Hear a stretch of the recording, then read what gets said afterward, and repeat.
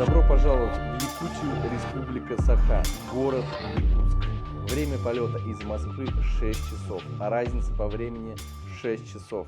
3 часовых пояса одновременно находятся здесь. Первые впечатления – это общение с местными, добрые, отзывчивые. Ну, как мне показалось. Может быть, я за время пребывания в городе Якутск изменю свое мнение, но пока это так. Не успел я выйти из аэропорта, я замерз, и за 3 минуты, пока я находился там, мне посоветовали зайти обратно. Очень и очень холодно. Зашел, полчаса не мог вызвать такси, потому что местных таксистов, кто стоит возле аэропорта, нету никого, поэтому пришлось устанавливать приложение. Естественно, прилетело несколько самолетов, и я уезжал оттуда самый последний, пока все не уехали. По прибытию в квартиру. Квартира по цене такая же, как и гостиница, плюс-минус там небольшая разница. Сразу, что хотелось бы отметить, в подъездах очень и очень тепло. Даже не то, что тепло, а очень жарко. Это везде трубы огромного сечения, самодельные регистры. Даже стояки здесь, несмотря на то, что в этом доме, по-моему, этажей 8 или 9, хорошо, если есть, сечение трубы стояка 32. То есть я такое впервые вижу. Немножко знаком с этой темой, но и батареи очень горячие. Здесь не может быть такого, что чуть теплые батареи, потому что при таком минусе может все замерзнуть и лопнуть. Первое впечатление очень хорошее. Первые мои впечатления: я вышел на улицу, сразу очень и очень холодно. Вот я даже минуту не держу голую руку, я уже замерз. Очень неприятный ветер, обжигает лицо. Лучше не стоять и иметь какой-то шарф, потому что очень холодно. Спросил у бабушки, сколько сейчас градусов. Она говорит, сегодня тепло, минус 38, ближе к 40. Так, все, отключаюсь, руку больше не могу держать. Прошло ровно 3 минуты после того, как я вышел из квартиры, и у меня руки даже сквозь вот эти перчатки начинают замерзать. Я молчу про ту, которая без перчатки. Забежал быстро в какой-то магазин, постоял там 3 минуты, двигаюсь дальше. От дома отошел всего на 200 метров. Если тумана нету, значит тепло. Зашел в магазин, в очередной, то есть прошел еще 100 метров. Ну, чисто для опыта. Взять местную якутяночку, местные крепкие напитки. И продавщица говорит, у нас на Новый год под 60 градусов было. Сегодня очень и очень жарко. Так выглядит знаменитый местный рынок, колхозный. Здесь в основном продают одну рыбу. Так вот, та самая рыба, которую мне сказали в самолете ребята не пробовать, потому что в ней типа а-ля много селитеров. Что еще здесь резко бросается в глаза, это очень крупные налимы. Я хоть сам жил на Волге раньше, но таких налимов у нас не было.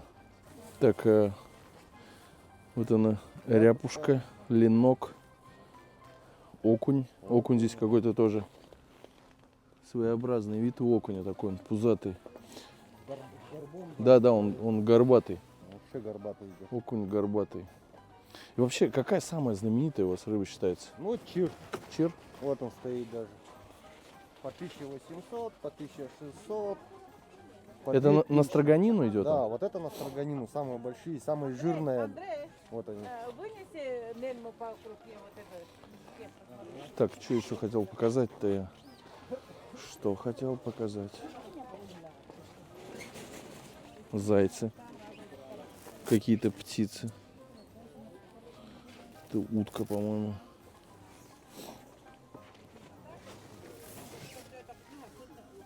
И все советуют попробовать вот это вот карася.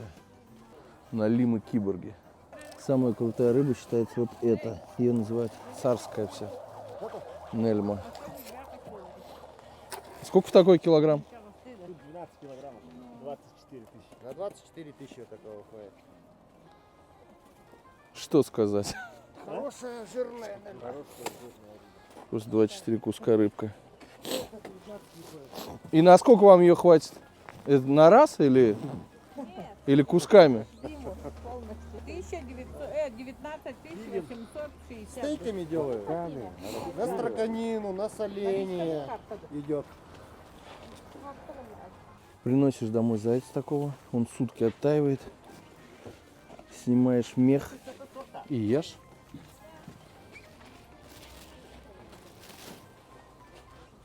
Цены здесь веселые. Так, это у нас подлетка. Я, по-моему, такую водку сейчас видел, подлетка называется. А чем вот этот карась отличается от этого? Размерами. И все?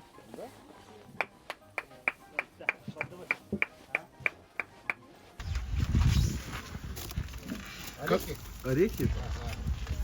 Орехи кедровые. Это малина, что ли? Малина. Облепиха, клубника. Ну, это все знакомое.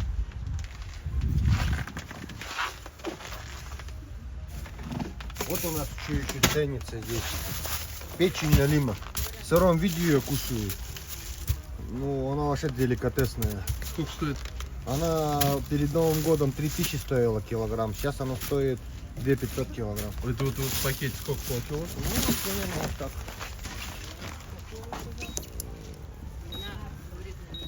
Вот такая будет. Полкило 740 грамм. 1850 грамм. Возвращаюсь домой. Я так и не смог ничего отснять, потому что техника отключилась. Вот просто 10 минут на морозе, и она отключается. Сразу показывает красная палочка. Типа нет заряда, хотя перед выходом я зарядился на 100%. Сейчас купил яйца. Думаю, что они не замерзли, пока я шел. Хватает, чтобы замерзнуть, неподготовленному человеку 10 минут.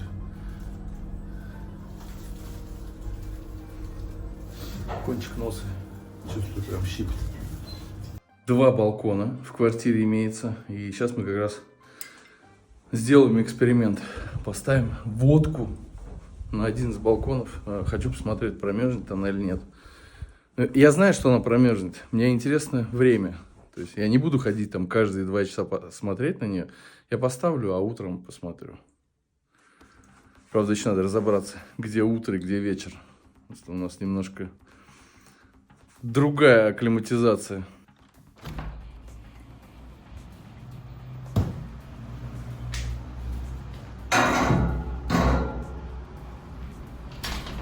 Даже вот так вот открою, потому что все равно от квартиры идет тепло, чтобы вот с улицы заходил холод. Вид из окна. Ой-ой-ой, как холодно. Так, все, давай. Не подведи, родная. Увидел в магазине вот такую вот штуку.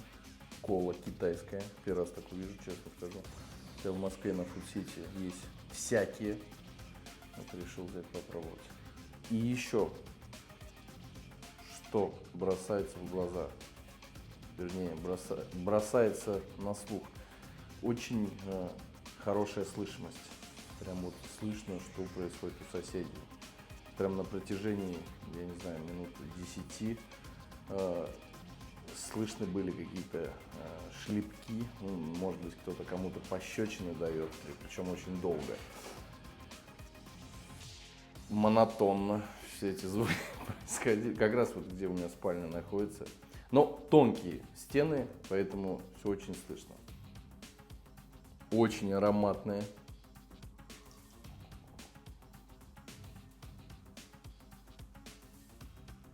Шикарный вид.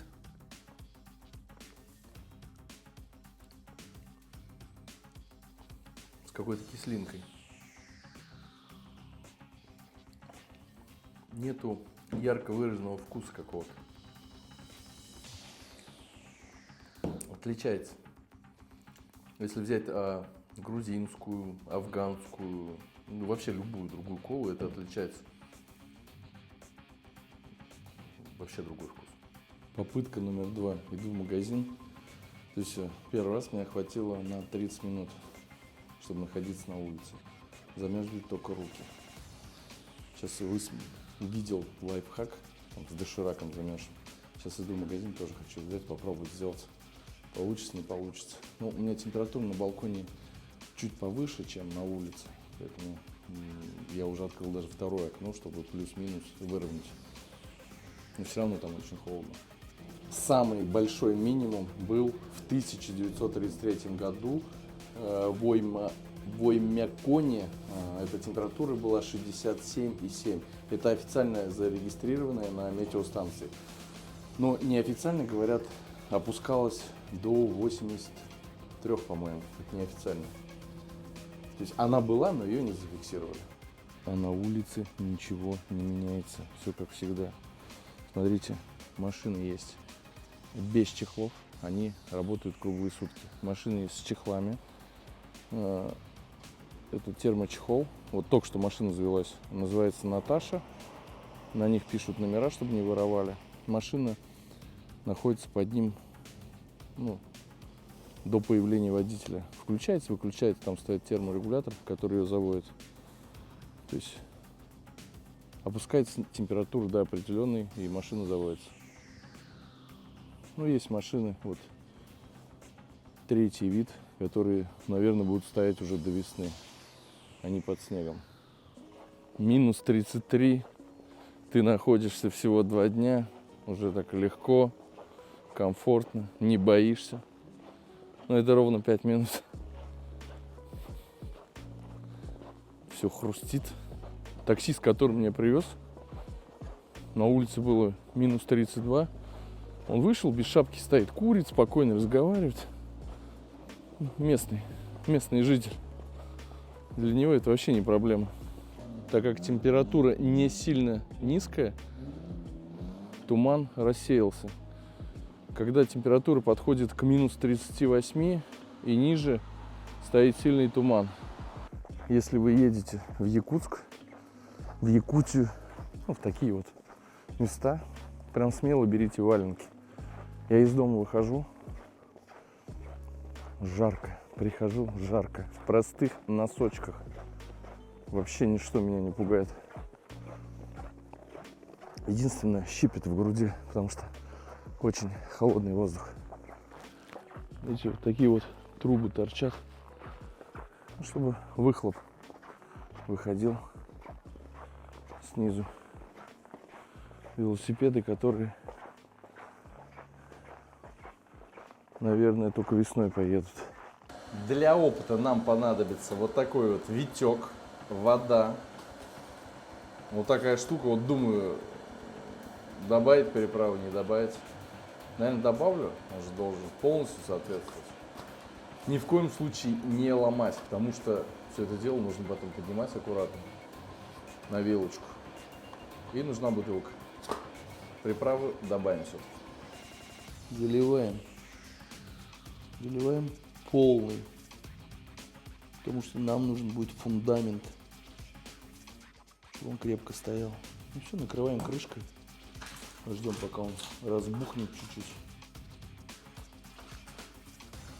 Ну а мы пока готовим вилку. Вот так вот будет выглядеть эта конструкция. Ну, под весом доширака он чуть-чуть должен как-то вот так вот просесть. Потом мы это аккуратно убираем.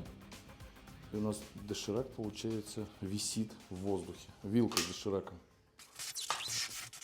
За окном посветлело, и мы теперь можем увидеть результат нашего лайфхака. Интересно и красиво выглядит доширак. Какие ошибки были допущены?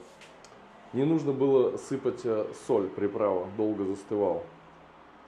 И бутылка, в которую вставлялась вилка, поменялась. То есть не то, что поменялась, я туда налил больше воды, потому что под тяжестью доширака она начала падать. Ну, прикольно смотрится. Результатом я доволен. Ну а теперь все наоборот. Берем наш доширак, включаем таймер и смотрим, через какое время наша вилка упадет.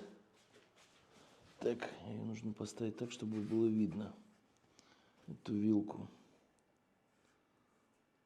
Так вот как-то. Так. Секундомер. Ну а мы можем в это время попить кофе. Я думаю, здесь минуты 3-4 точно должно пройти. Не меньше.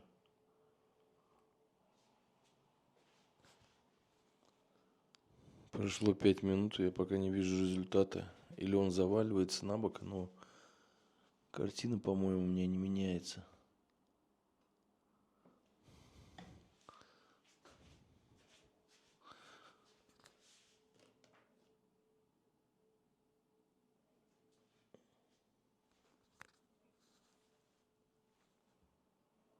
Дождался я тот момент, когда в городе появился туман.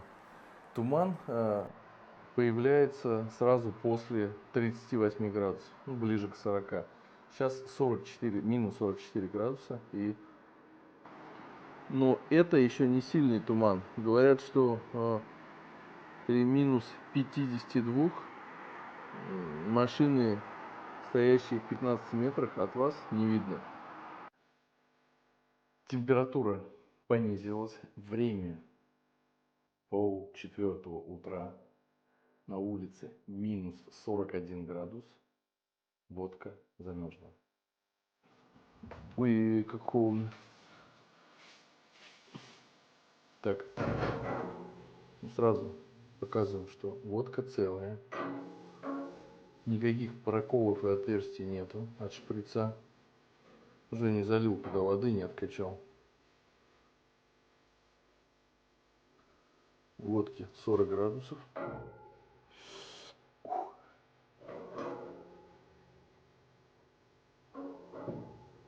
Все.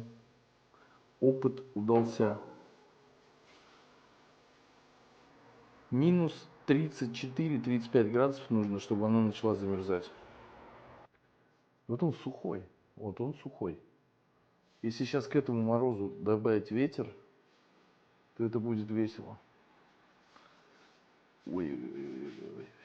Если вот выходишь на балкон, у меня здесь цепочка на меня висит, 30 секунд ты заходишь туда, она сжечь начинает. Накаляется очень быстро. На улице 36 градусов минус. На детской площадке мама с маленьким ребенком, я не знаю, может быть, годика 1,5. Для маленьких детей это терпимо. Если посмотреть на все улицы, то видно, что коммуникации проходят на поверхности. Вода, отопление, газ, электрические провода.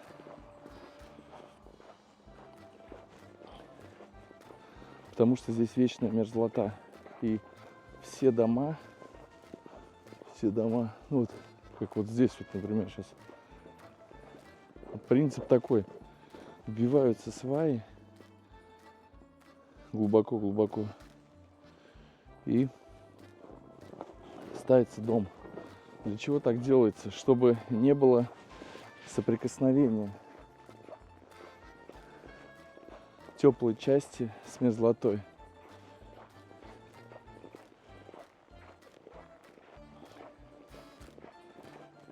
Летом оттаивает максимум на 1,5 метра. Дальше лед. Снизу видно, как закрывают такими листами железа, ну, чтобы снег туда не задувало. Если поставить дом без свай, то он поплывет. И очень быстро. Смотрю на мужика, он просто стоит лысый. Мне аж страшно становится. Вот здесь очень хорошо видно, как стоит дом. Как раз мой дом, он свежепостроенный.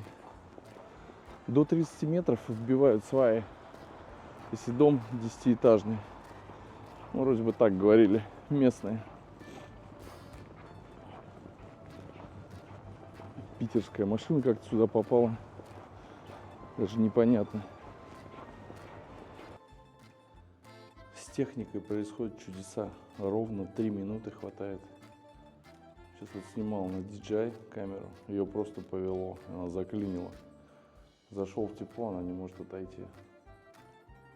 Любая камера, любая. iPhone, не iPhone, профессиональная. 3 минуты. Все, приехали.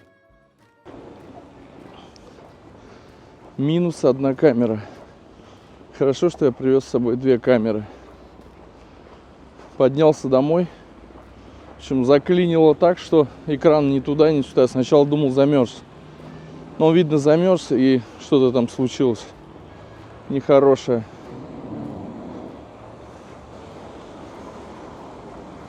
Мороз не шутит ни с кем. При какой температуре дети не ходят в школу? С 1 по 5 класс минус 45. С 1 по 8 класс минус 48. И с 1 по 11 и 12 минус 50. Там еще есть градация. Это в обычный день, если нет ветра. Если 1 метр в секунду есть ветер, то градус повышается. То есть, например, минус 45, значит,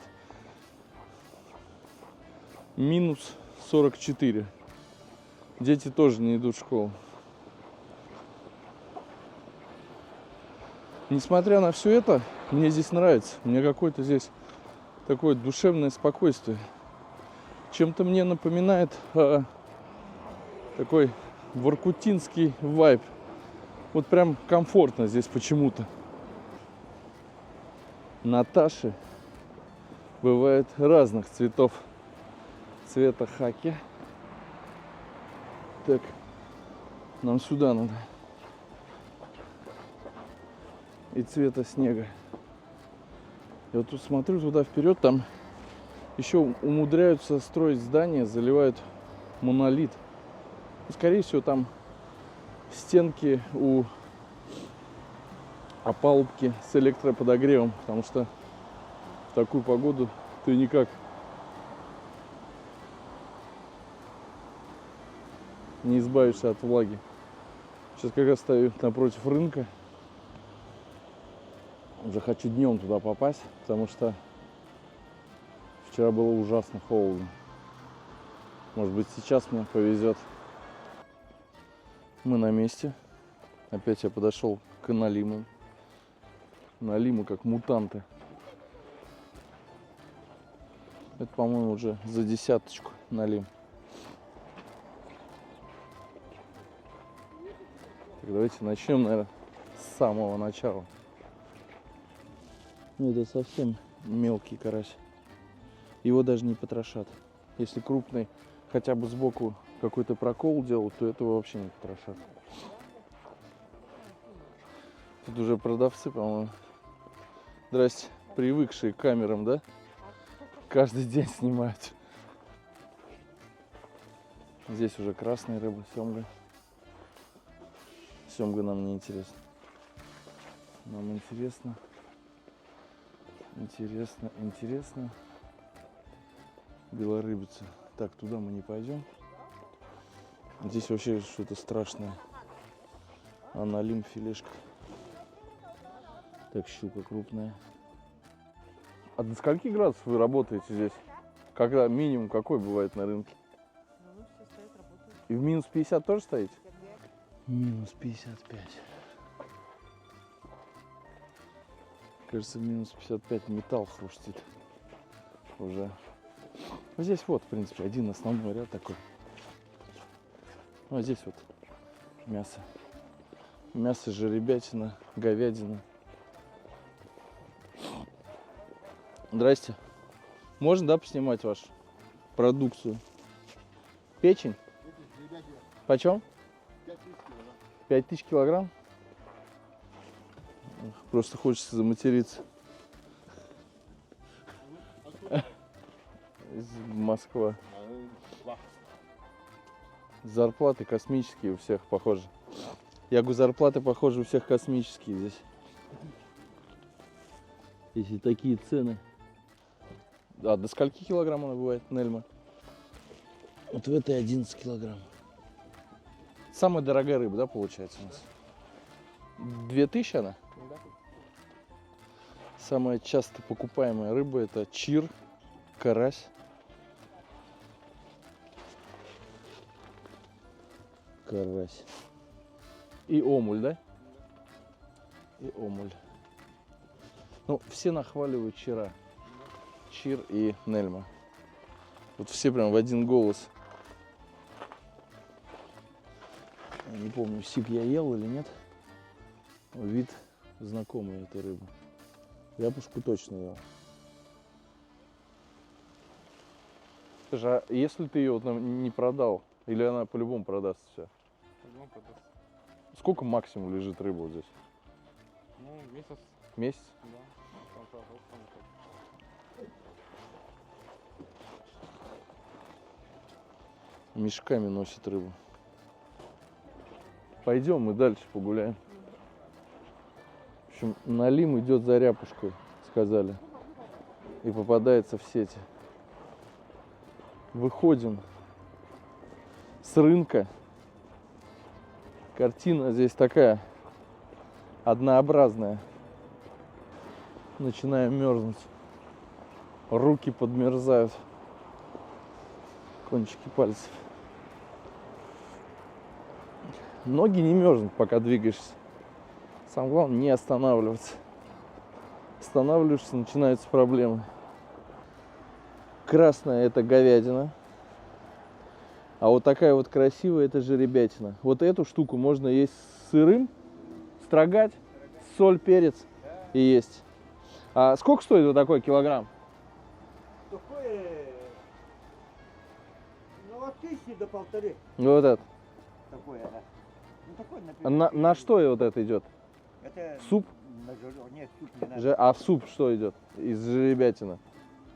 Жеребятины суп обычно не варят. Не Это суп варят с этого. Ну как, кобыла, конина. Вот это можно же отварить, просто поесть? Его можно в духовке заварить. Только в духовке. В общем, якуты любят жеребятину. Это самое любимое мясо. Самое дорогое у жеребятины это получается печень, да? Печень и вот это ребра. Ребра. А вот эти ребра почем? Это 1500 килограмм. Полторашка килограмм. Прям с жиром вместе сырой идет. Да, да. Соль, перец, яйцо. Кто любит водочку, можно под водочку, во всё хорошо. Под водочку хорошо, да? Во все хорошо пойдет. Но ура залетает. Как мне объяснили, здесь стоят те, кто не хочет много платить за аренду. Здрасте. Жеребятина, жеребятина, жеребятина. Хочу увидеть тушу оленя. Все промороженное, пилится. Нету тут. А у вас нет оленины? А, вот это оленина. О, оленин цвет такой. Интересно. Так, это говядина. А почем килограмм? 700, 800, 900. Это 900. 700. Это 800, да? Да,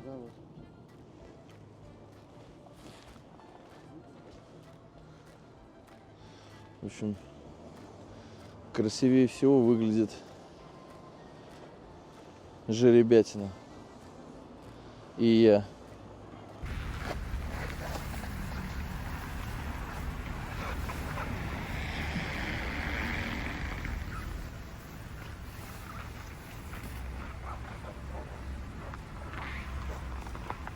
А если минус 50, тоже 2 раза? ну где-то 3, наверное.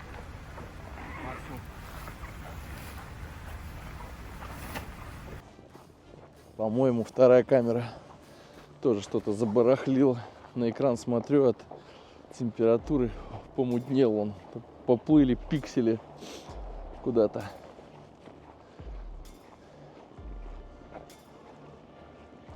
Да здравствует холод. Холод мой любимый. Но зато якутки красивые. Еще видно, метиски попадаются прям такие, как даймонд.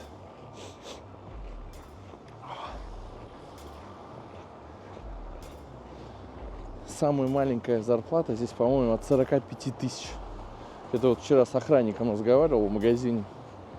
И до бесконечности. Самая большая, это, наверное, у вахтовиков, кто на алмазах. Якутия — страна алмазов. И кто на золоте, на добыче. У них нормально. Все, у меня начинают пальцы синеть.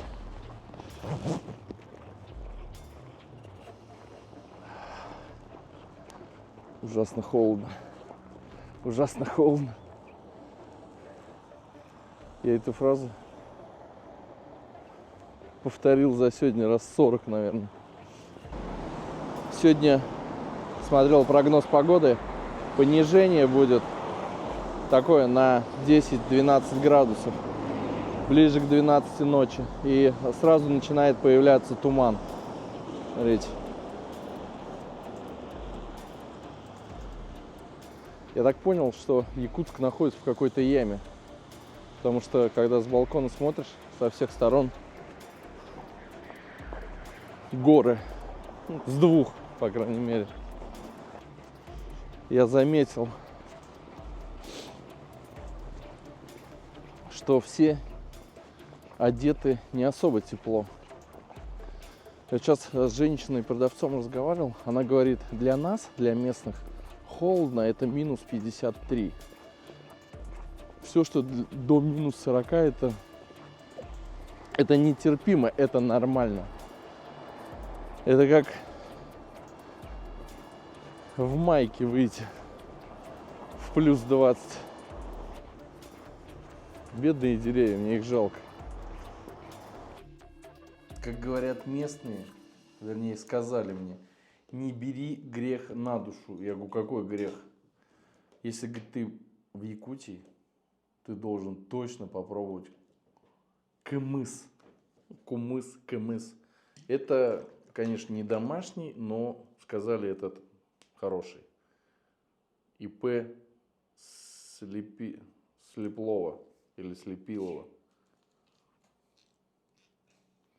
В общем, напиток такой, честно скажу, я его пробовал 2 раза. Ой. Он прям такой душераздирающий. Но я попробую его. Самый сильный кумыс, который я пил, это был... Где он был? В Кыргызстане. Ну, это что-то такое прям не густое. Я ожидал, что сейчас кефир будет.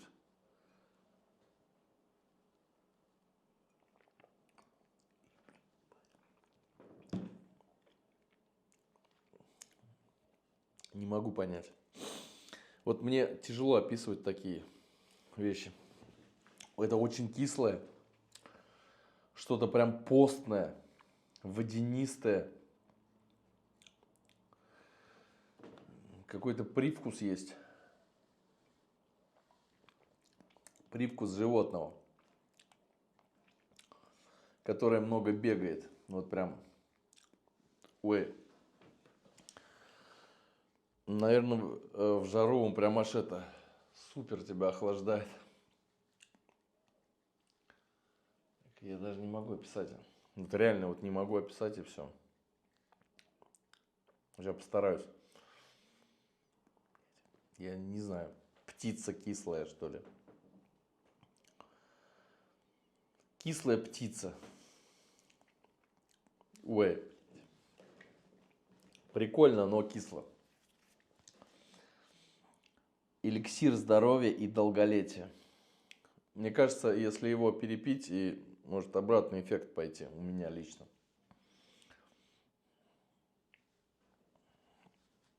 Даже от лимона такого не бывает. Ну, своеобразный напиток. А вас как зовут? Ким, Ким? Это корейское имя? ну, корейская. Так, направляемся в сторону Северная 41. Это, мы от этого, ну, по объездным путям едем. Мне кажется, не важно, как туда доехать, главное доехать. Ну, доедем. Хорошая машина? Нормально ездим. Какого года она у вас? 2001 год.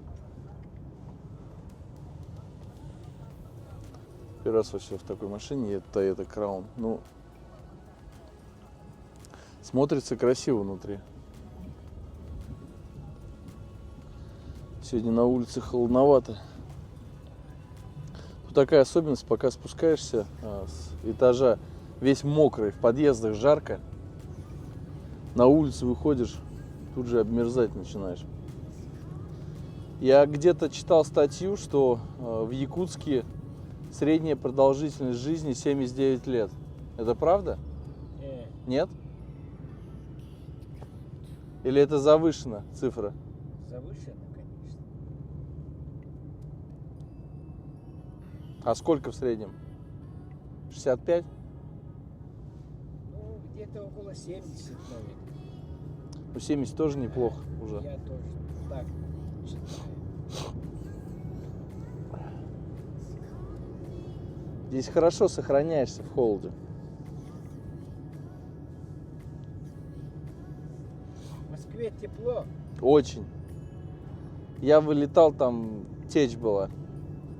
То есть в валенках не пройдешь, мокрый будешь. Хотя говорят, в этом году в Якутске зима теплая. Ну, теплое. То есть Вообще какая-то... декабрь теплый. А- На Новый год только ну, около 50 было. А так, Ну, я даже вот смотрю по прогнозу погоды, тут вот точки 5-6 километров, все равно 2-3 градуса отличаются. То есть в аэропорту постоянно температура почему-то ниже, чем в других районах. Мы сейчас выезжаем за город, да, куда-то? Нет. За 3 дня нахождения в Якутске минус 3 техники. Камера, фонарь и еще одна камера. И дефекты начинают вылазить при такой погоде. И это еще даже не Аймякон. Магазин или какой-то ларек. Распиловка мяса. То есть сюда можно привезти свою тушу, вам ее распилят. А сколько стоит килограмм, чтобы распилить?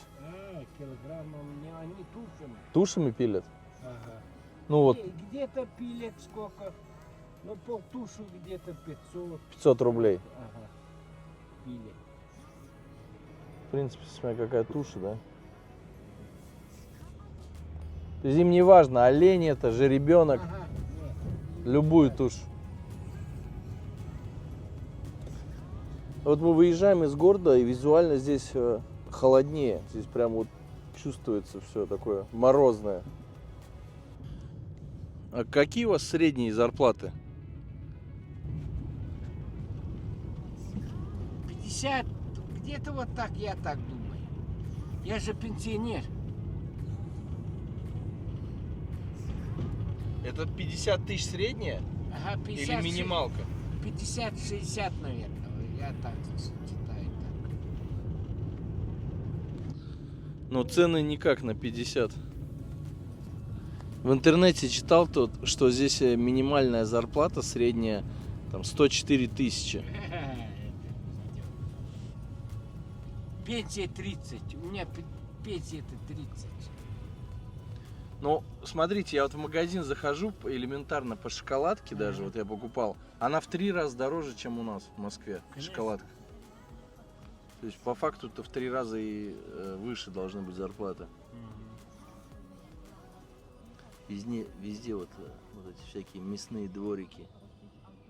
Любят здесь мясо. Я вчера, получается, поел много сырого мяса вообще впервые в жизни. Домой пришел, и мне стало плохо. Ну, что-то вот с животом не то стало. Но уснул зато быстро. И еще что заметил, я утром проснулся,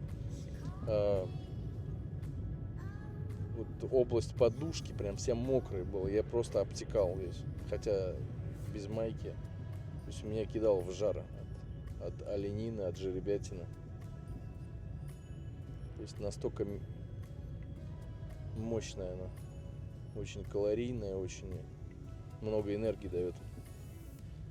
Вот именно для того, чтобы не мерзнуть. Природу здесь не обманешь. Тир знаешь такой? Да, рыба пробовал. Ну а вы, если брать основной рацион, больше всего какое мясо едите? В основном говядина. Говядину? Ага. Говядина, а так это, жеребятина, так, на строганину. Ну, в рационе каждый день мясо есть. Конечно. То есть без мяса не может быть еды.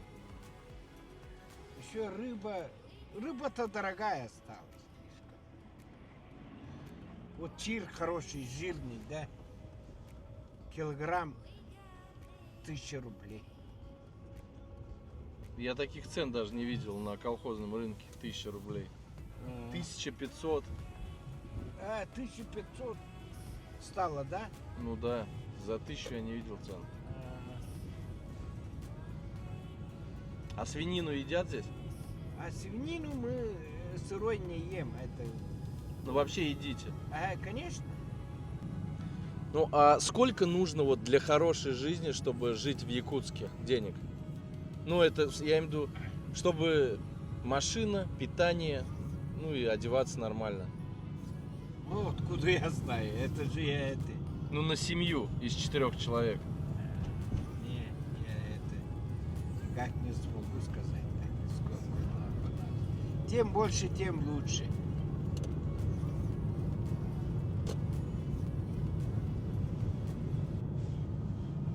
Нету средних цифр. Цены на топливо. Солярка 90 рублей, 92-й 70-60, 95-й 73-50, 98-й почти 80 рублей. Самая дорогая солярка здесь. Невыгодно иметь здесь дизеля. Ну, большинство, я смотрю, на газ переходит здесь. Сколько мы вот катаемся в такси.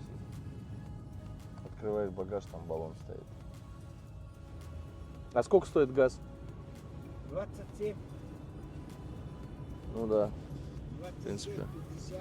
2,5 раза получается. Как раз нам нужен поворот на Жатай.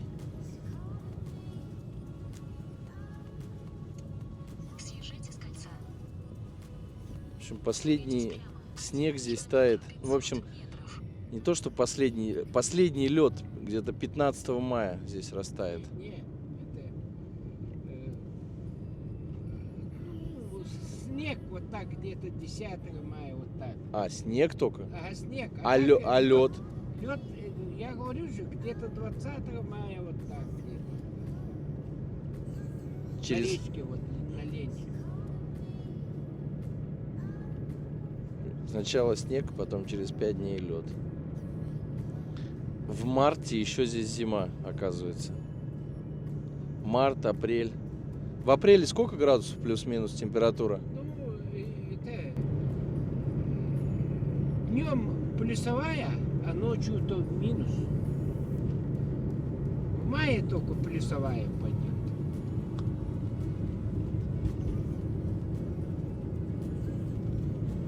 Ночью. Суровый край. Жатайский судостроительный завод. Внизу очень толстые собаки спят. Здрасте. Приехал в гости к Александру, познакомились в самолете. Он, оказывается, здесь работает. Поэтому сегодня бесплатная экскурсия. Вот она ветка. Вот она, желтая. Здесь прям чувствуется похолоднее, что ли, чем в городе. Да, здесь всегда холоднее. Градуса на 3, на 4 здесь всегда холоднее. Вот в городе, когда было 65, здесь было 61 даже. Холодный воздух сразу.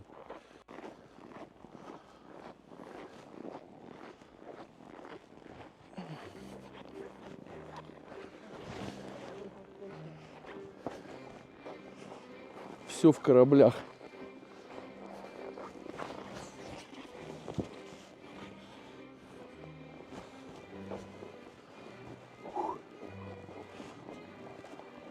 Да, здесь холоднее. Я прям чувствую. Здесь прям нос щипит.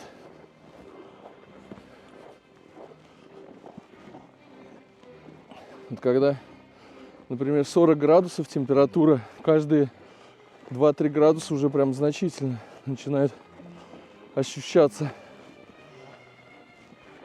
Ну вот, корпус меняют. Замена корпуса на кораблике. Винтовка вот топится, это греется. Они там сидят сейчас. Ну они греются, да. То есть они, ну, по нормам труда, они там сколько, 40 минут работают, 30 минут отдыхают, по-моему, так. Ну, греются. 40 минут я бы не смог. Ну вот он, видишь, он вот вырезает. Ну, можно подойти поближе, посмотреть. Блядь. Как можно 40 минут на такой температуре работать, конечно. Здесь поинтереснее все смотрится. Я в Бангладеше был вот на таком предприятии. Ага. Там, конечно, делается все кустарно. Здесь уже подход такой более качественный. А как поднимают его? Домкратами? Да, домкратами. Внизу получается затон. И вот по рельсам, вот на таких вот приспособлениях сюда поднимают. Поднимают. Ну и все. Плюс зад вперед, влево вправо. Ух, морозик. Видите, местные ходят в обыкновенных курточках. Для них это норма.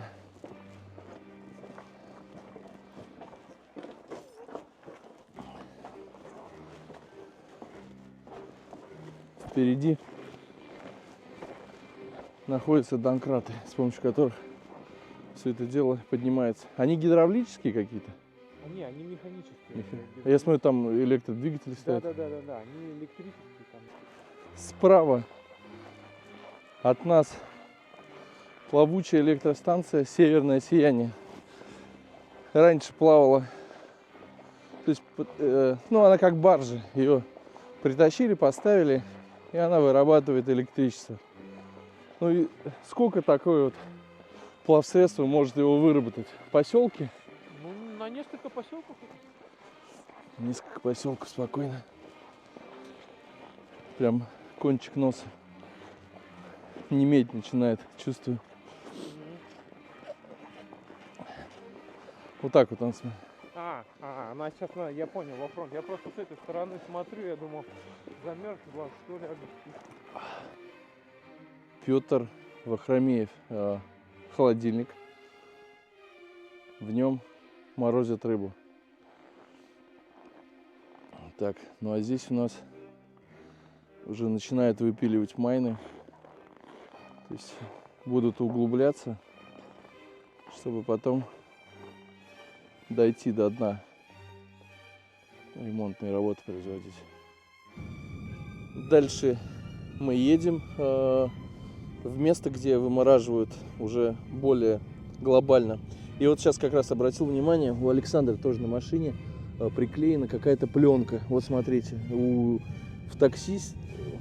деда, у таксиста тоже было. Но я сначала думаю, может, это так надо. И вот здесь вот сразу увидел отлив. Это для того, чтобы не промораживало стекла.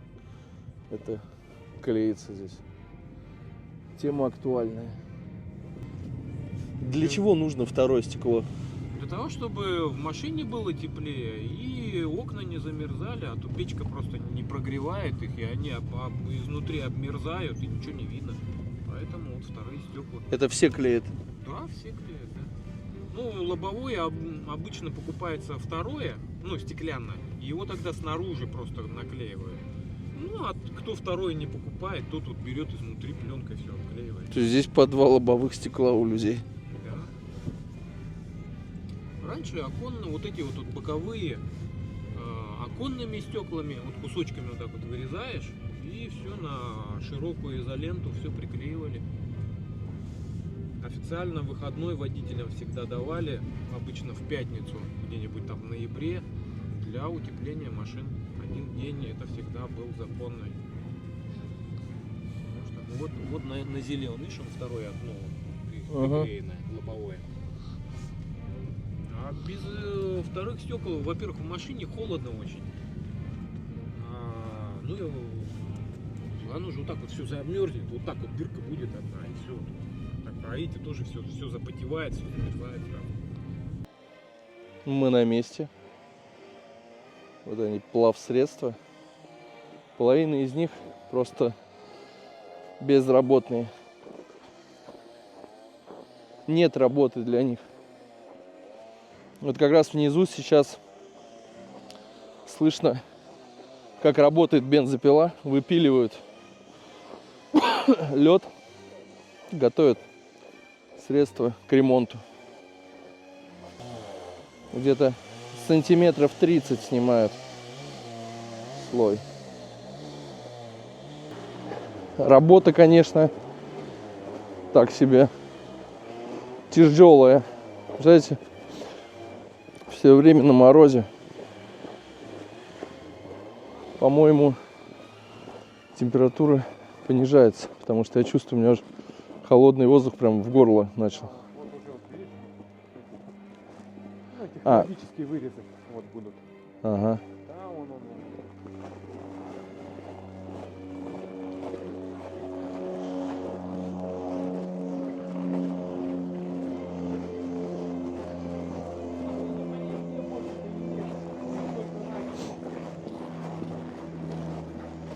Сезон только начинается ремонтный, поэтому еще не так много. Майн.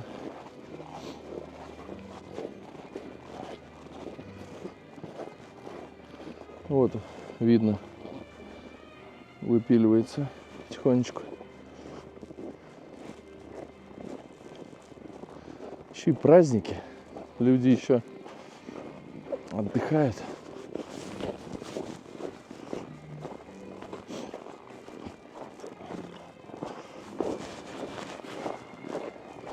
А сколько они зарабатывают, вот эта профессия, в месяц, или у них сдельщина? Не, у них сдельщина.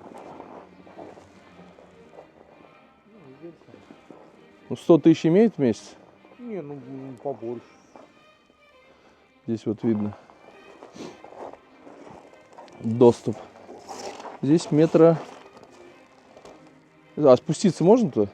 Да, вон они ступеньки. Здесь метра 1,5, наверное, даже поболее. Интересно, интересно. Здесь вот так вот. 1,70 м где-то. 1,60 м углубились. То есть они, получается, потом просверливают, смотрят, на каком уровне вода. Нет, почему? Вот они так, им нужно освободить винты и рули. И все. Для того, чтобы потом, когда таять начнет, чтобы судно просело и не раздавило, загнуло. Ну и обследовать, посмотреть вот сейчас можно. Замена, не замена.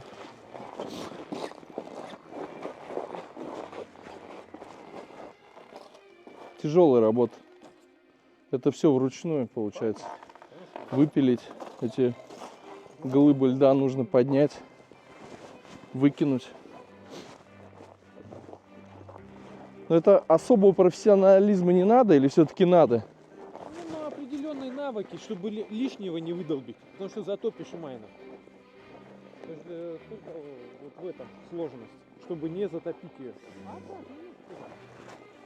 Опыт минимальный нужен все равно даже на такой работе. Опыт минимальный нужен. Сейчас я у этого сотрудника узнаю как раз, сколько примерно получают они. Интересно.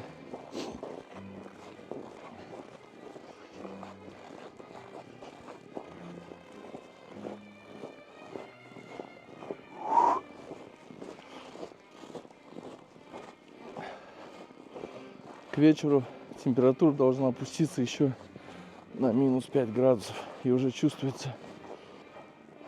Здрасте. Скажите, пожалуйста, сколько вот за такую работу платят? Ну, плюс-минус, сколько можно заработать в месяц? Ну, или сдельщина, я не знаю просто. Зависит от объема. Ну, в среднем сколько? В среднем. Ну вот считайте, если вот, например, брать не вот такой пароход, а вот буксир от, если его полностью выморозить ДРК, то где-то в пределах 200 тысяч. Если полностью вокруг. Нет, ДРК просто. А, ДРК это где, ну, винты Винт, 200. вал. А по времени сколько это занимает? Ну, тут же как получается, запил, снял, ждешь, запил, снял, ждешь. Неделя? Да, где-то так примерно. Это один человек или несколько будет? Ну, там может один, может несколько. Тяжелая работа. Ну, нормально, привыкаешь. Давно занимаетесь этим? Уже 11 год пошел. 11 лет.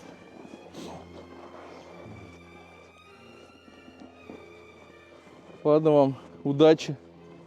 А как не мерзнете, к температуре относитесь? Нет, пока работаешь, жарко. А вот остановишься покурить, да, прохладненько становится. А рабочий день сколько по времени? Пока светло. Пока светло? Все, ладно, до свидания. Можно заработать 200, если вы труженик, пахарь. Ну, это сезонная работа. Тоже обольщаться не нужно. Фу. Все хрустит под ногами. Сколько он корабли-то выморозил? За сезон, да, вот так можно сделать. Так ну, вот, обычно они по 2, по 3 человека работают. Ну, как бы один. Но ему, похоже, деньги нужны. Ну, да. Вот. Поэтому не знаю, сколько, да. Ну, если человек работает 11 лет, в принципе, не совсем, наверное, плохая работа это. Не, ну тут даже капитаны вот судов, они на зиму свободно идут на выморозку, потому что, ну, как бы заработок-то нормальный, вот. Ну и потом вот сколько, вот он световой день здесь, ну сколько, ну 5 часов пускай. 5 часов, да. Ну да, ну вот он 5 часов поработал, ну там, ну пускай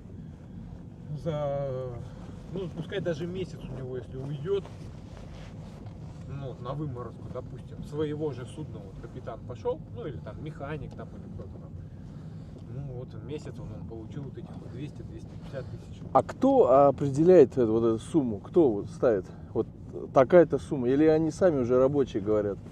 Нет, там этот, ну как бы... Смету кто составляет? Само пароходство, Ага. ну заказчик. То есть они как бы, ну просто за меньшие деньги никто не будет это делать.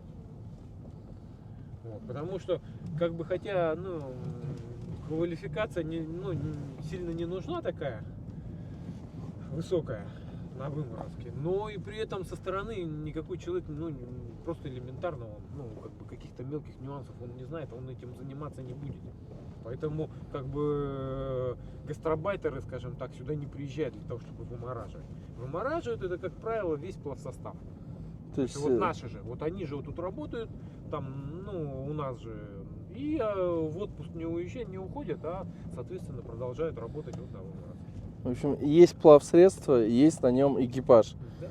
В зимнее время, когда пароход, корабль не может плавать, они же сами обслуживают. Да, сами обслуживают. Эти Потом корабли. сюда ремонт начнется там у них. Наташка в помощь.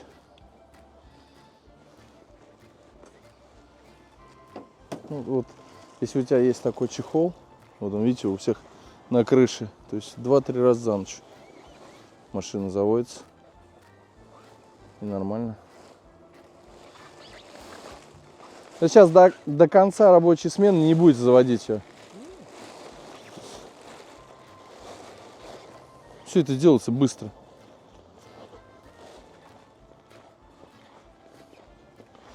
Это как верхняя одежда. Дождался я дневной туман.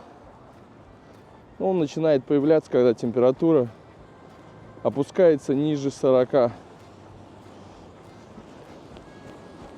Ниже 40 градусов. Так, главное перебежать дорогу вовремя.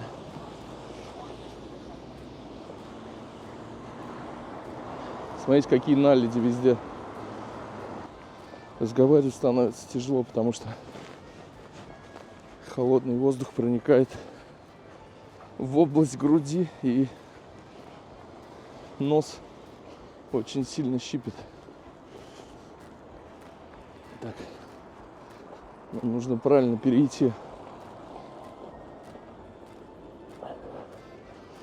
Зимняя проблема – это туман на дорогах. Он мешает очень водителям. А летняя проблема – это много пыли. Вчера с таксистом ехал. Он говорит, что пыль, песок летом одолевают прям. Ну и опять все по тому же, по старому маршруту в сторону колхозного рынка.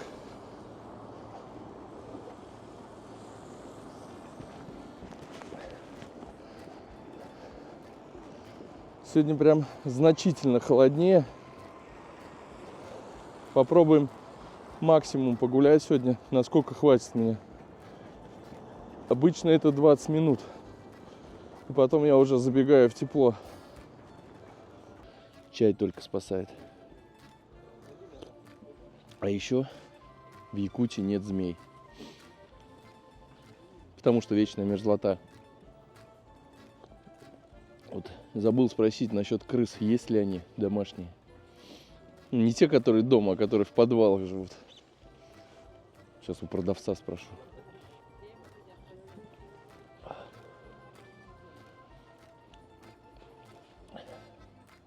И здесь, между прочим, если ты замерз, можешь смело заходить в магазин, никто ничего не скажет. То есть все прекрасно понимают, что такое холод. И есть солидарность. Температура сейчас минус 46 градусов. Рука, несмотря на то, что в перчатке, покрывается почему-то инеем. Узнал я по поводу крыс. Есть крысы, они живут все на теплотрассах. Даже минут не могу держать руку с перчатки. Минус 46 показывает. Пока идешь, тепло, останавливаешься, начинаются проблемы. И сегодня я, наверное, больше, чем в те дни хожу. И уже чувствую, прям нос начинает щипать. И уже ноги прихватывает. Даже в валенках. Сегодня решил погулять по городу. Он, в принципе, небольшой городок. Но так как он очень холодный, особо здесь не нагуляешься. Хотя местные вон идут нормально. В шапочках. В таких тепленьких. Так, не успели. Ну, вот как раз про песок, который и говорили, что это основная проблема. И он на асфальте полно. Ну, реагент не используется здесь. А сыпят в зимнее время. Песок и всеми любимые Тойоты. Что-то от холода штаны начали слетать с меня. Первый раз такое. Тут еще вот вечно укутанный. И получается так.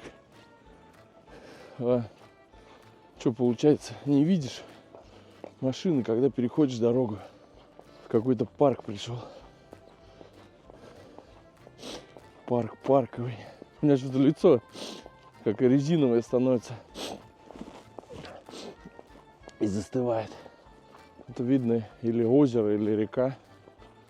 Представляете, в Якутии реки промерзают до 2 метров. То есть 2 метра льда за сезон, за зимний. А вот то самое место, ради которого я сюда шел. Это памятник Карасю Кобейскому. Почему ему такое внимание здесь уделено? Потому что во время войны он спасал людей от голода. Поэтому это карасик. Добрый, сладкий, озерный карасик. Все, карась, я до тебя дошел, дотронулся. Пока-пока. Холодно возле тебя. Теперь главное до дома дойти. Здесь даже воробьи жирные какие-то. Потому что тут нельзя быть не жирным. С руками что-то происходит непонятное, потому что я уже вытащил руку из перчатки. Она, горит. То есть она не мерзнет. Может, второе дыхание у руки открылось.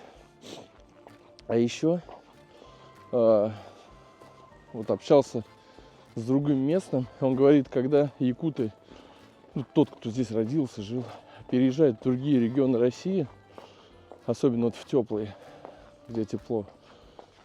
В основном это если это взрослые старики, долго там не живут. То есть 5-6 лет и умирают. Не могут адаптироваться. Им нужны холода на генетическом уровне.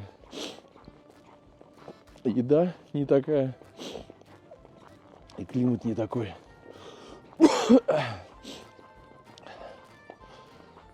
Двигайтесь, и не замерзнете. Я не представляю, что бы я делал, если бы я здесь ходил в ботиночках своих. Ноги можно было бы выкинуть. Чтобы вы понимали, были случаи, когда местные замерзали. То есть выезжают куда-то, там, в соседнее село, сломались по дороге, ночь. Там километров 60-70. Пешком не пойдешь? Нет. И вот выезжают налегке, легко одетые, и замерзают насмерть.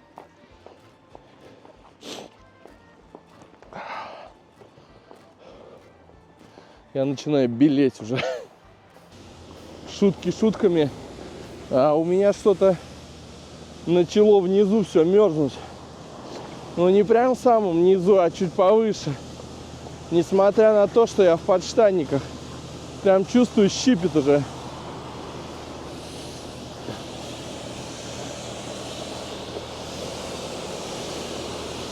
Там, видно, труба лопнула. Я им не завидую. И это единственный, наверное, регион, где коммуникации стараются сделать в сезон, в летний. Потому что иначе будут большие проблемы у людей зимой.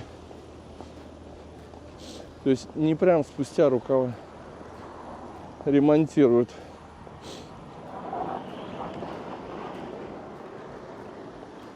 Так, куда-нибудь зайти нужно, погреться. Тут прям совсем.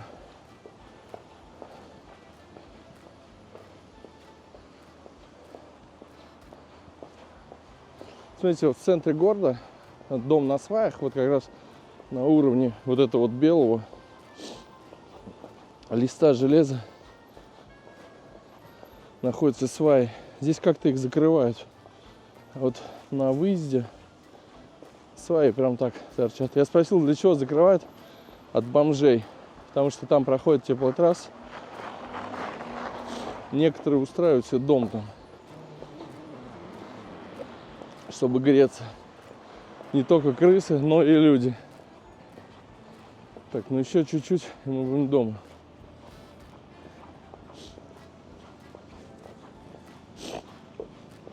И еще заметил, что якутки выглядят моложе, чем их возраст. То есть возраст не соответствует. Наверное, из-за холода. Вы, наверное, спросите, откуда, из чего ты такие выводы сделал? Вот, общался с местными, и они мне это рассказали. Дальше я уже сам убедился в этом. Где-то 4-5 раз нужно за ночь завести машину. Завелась, полчаса погрелась, отключилась. Вот под этим чехлом что-то большое стоит. Джип, скорее всего. Люди здесь выходят на пенсию на 5 лет раньше. Это за, так скажем, северную вредность. Прошло 45 минут, и какое-то ложное чувство появляется, что на улице жарко. Не знаю почему. В принципе, погода не изменилась. Я посмотрел в телефоне, как стояло 46, так и стоит. А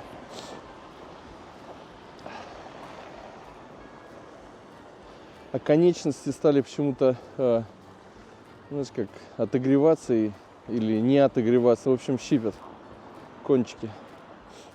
В квартиру заходишь, как будто в баню попал. Вспомнил слова женщины, которая летела со мной. И она говорит: будь аккуратен, здесь очень часто мужики отмораживают яички там себе образно. А у меня вопрос, а что тут вот с теми, кто моржи, они плавают? Там типа все, что ли, уже? Потому что я сам лично видел ролик, в минус 52, что ли, ныряли. То есть типа там нежная кожа, нужно быть всегда в тепле. Или все, там все потеряно. Очередная вылазка закончилась на улицу на ближайшие 3 часа. Очередной эксперимент с бутылкой холодной воды. Я ее налил 2 часа назад. Сейчас она стоит плюс-минус комнатная температура. Сейчас я выхожу на улицу, кидаю в рюкзак свой.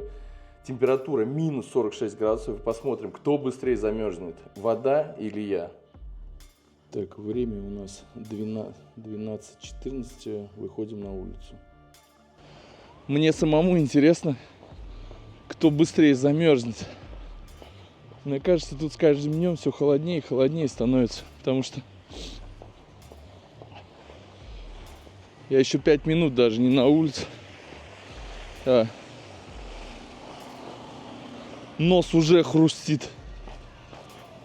И вот за 5 минут уже все белое становится. И снова туман.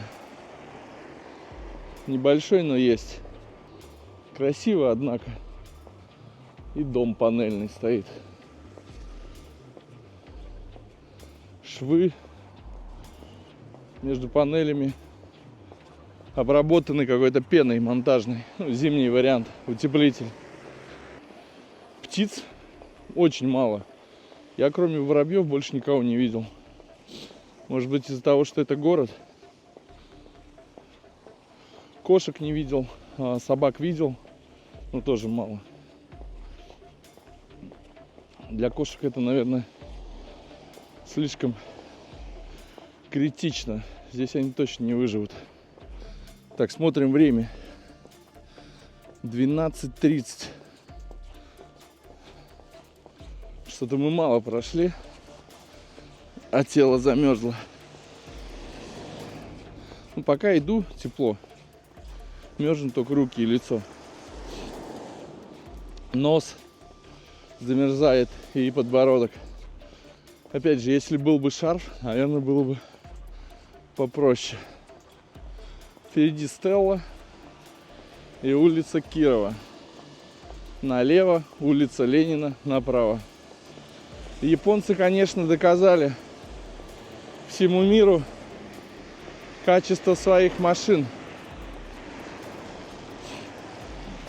Даже бэушные, они ценятся больше, чем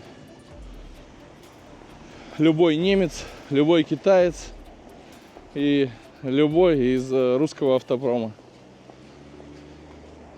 Проверенные временем. Вот так вот продается молоко в Якутии в замороженном виде. 150 рублей стоит вот такая штука. Молоко в Якутии продается килограммами. Не литрами, а килограммами. Вот в таком сколько? Кило 700. Кило 700 вот в такой тарелочке. То есть принесли ее домой, в комнатную температуру поставили, она оттаивает. Вот сливки сверху. Сливки сверху все, видите, наверху. Пейте, дети, молоко, будете здоровы. Когда я летел в самолете, я допытывал всех пассажиров, рядом сидящих со мной, и мне рассказывали, что нормальное явление увидеть в аэропорту Якутска, ну, когда приезжаешь ты, например, из Москвы, и люди ждут там какого-то рейса, не дальнего, а там на ближайшие 1000 километров, образно, там 700-800, маленькие самолетики. И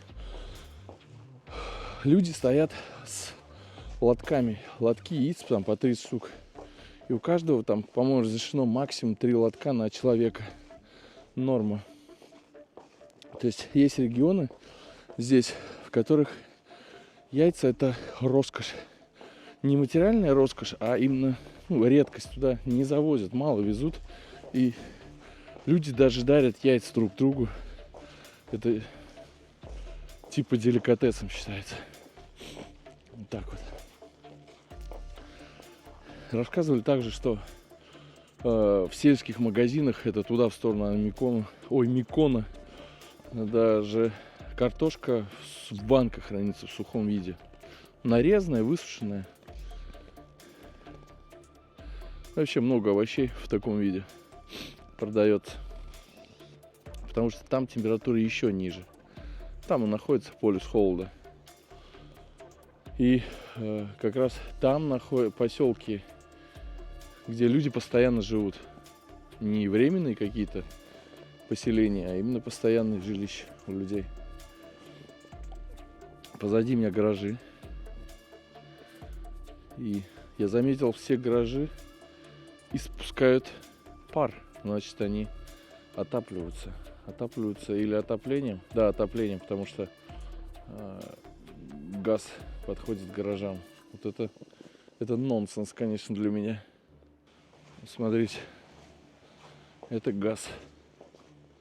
В каком регионе можно увидеть газ, который заходит в гараж? Поэтому гаражи здесь стоят очень дорого. Стоимость, половина стоимости квартиры.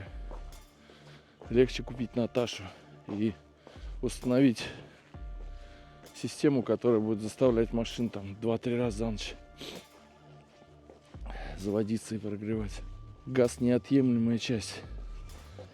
Достал я бутылку, уже не стал камеру вытаскивать. Она кристаллизуется уже замерзает. Мне кажется, уже 35 минут я гуляю. Уже не заглядываю минут 10. Я думаю, что мы добьемся результата, который нам нужен. Отморозим себе все, но бутылка замерзнет. Пока наша вода мерзнет, мы сейчас посмотрим, как хранится рыба. Вот так вот рыба хранится в мешках.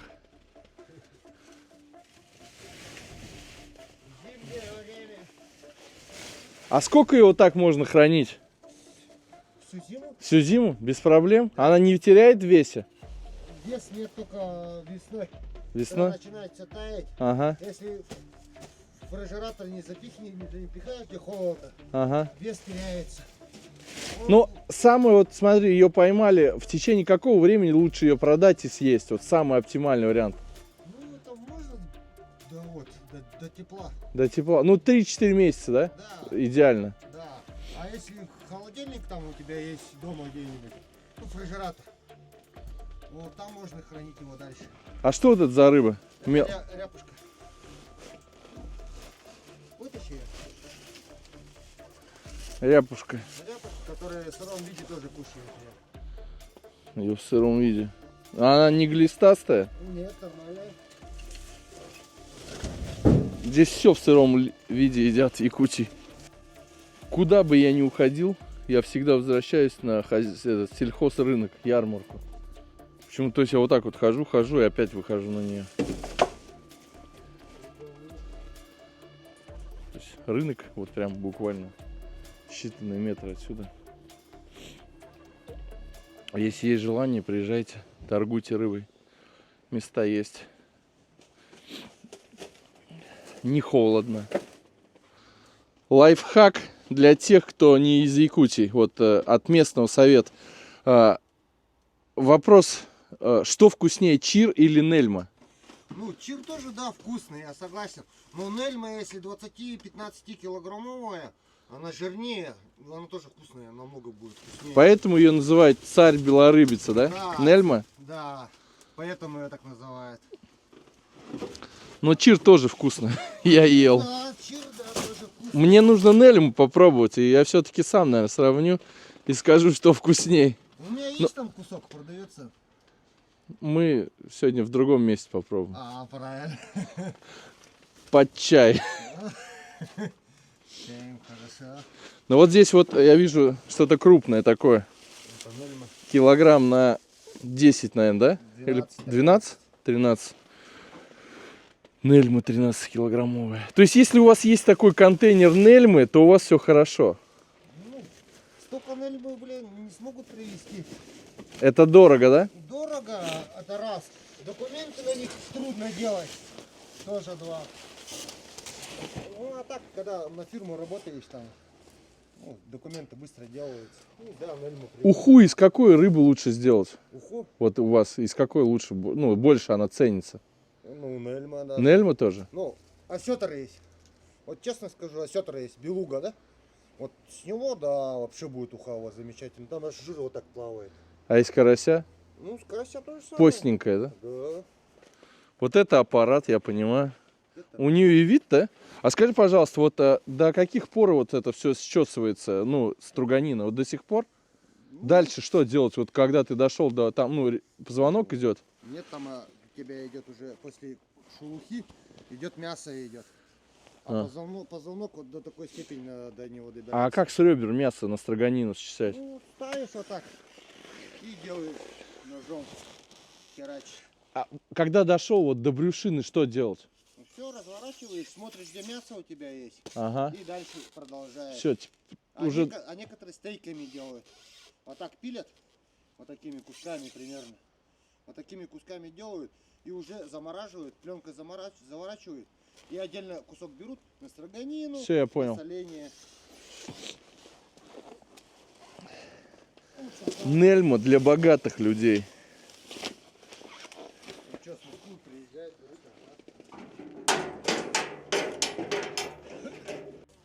Мне предложили попробовать печень налима. вот такой. От такого кусочка. Без соли.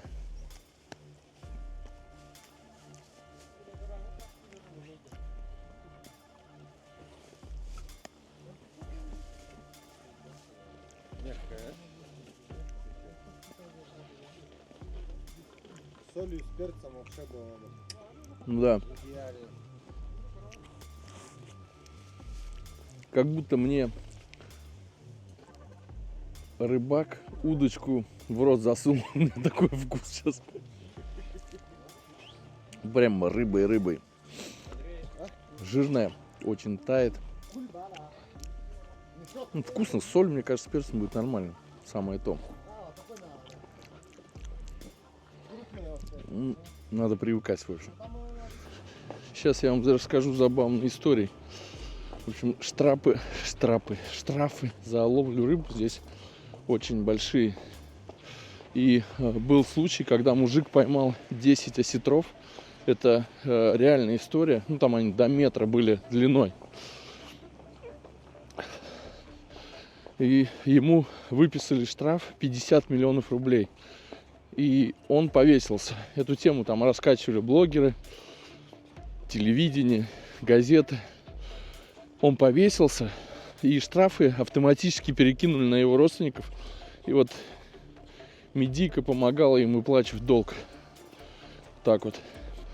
Рыба – неотъемлемая часть. Это как валюта, местная валюта. Вот с такой рыбой можно прийти в гости, подарок сделать. Да хоть на свадьбу подари Нельму 20-килограммовую. Все будут очень рады. Я уже не могу, мне очень сильно холодно. Руки отмерзают, камера садится. Уже больше часа, 100%. Если останавливаешься, вот как я там, поболтать, все, начинаешь мерзнуть. Мерзнут конечности. И кончики. Конечности и кончики.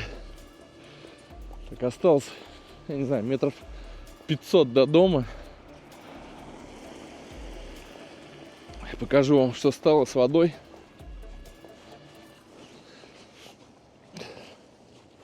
Со мной. Ну, у меня замерзли руки, пальцы очень сильно. И я, наверное, сглазил свои валенки, ноги. Так, пора, мы пришли. Время 13:51. Получается, где-то час 38 прошло. Смотрим, что получилось. Смотрим, что получилось. Так. Бутылочка, иди сюда. Замерзла. Наверху только вот в середине вода осталась. Ну, это вот прям в самой сердцевине она бегает. Вот так продавить я не могу рукой. То есть это жестко очень. Мы замерзли вместе, в общем. Ничья. Подведем итоги. В Якутии очень и очень хорошо. Приезжайте в гости. Всех мы ждем. Всем мы рады. Так вот. Всем пока, друзья.